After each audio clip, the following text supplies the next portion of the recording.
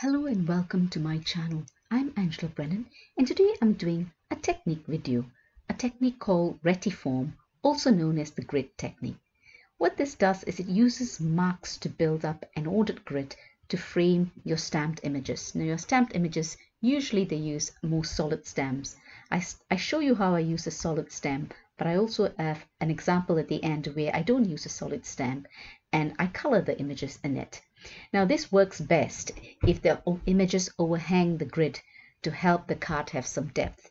I use a little mask from one of my sets that I have to make the grids. Now you could cut a rectangle from card and use it, so you can use any size rectangle. The rectangle I use here is measured 1/9/16 of an inch by 2/13/16 of an inch.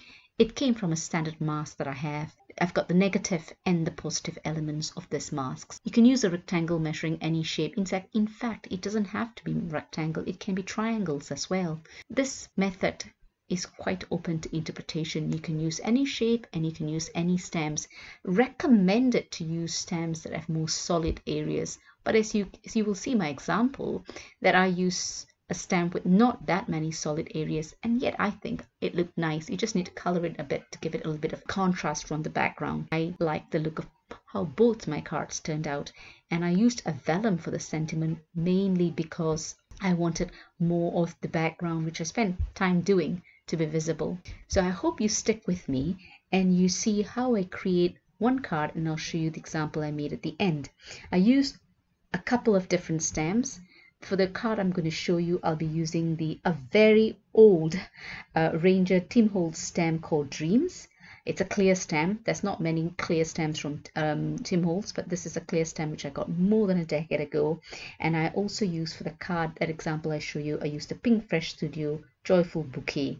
I used the same color combo, both the cards, which is the Ranger Distress Inks, Carved Pumpkin, Blueprint Sketch, and Peacock Feathers. And I also use a little bit of ripe persimmon, not too much, but just a little bit. I hope you enjoyed the video. If you do give it a thumbs up and consider subscribing. And when you do subscribe, remember to press the notification bell so you're alerted when a video is uploaded. Do also head over to my blog, and the link to my blog is in the description below, where I will have details of the cards I have done, close-up pictures, as well as the links to all the products I've used. Sit back and enjoy the video, and I'll leave you with some music.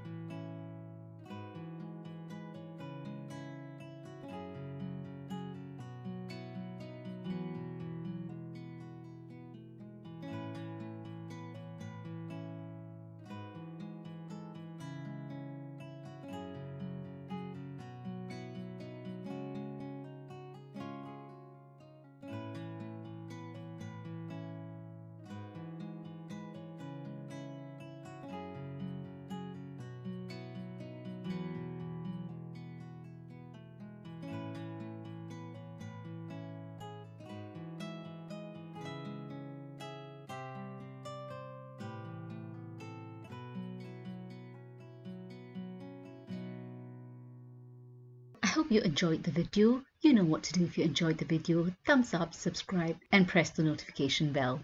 Thank you so much for stopping by. Happy crafting, and I'll catch you at my next video. Do take care.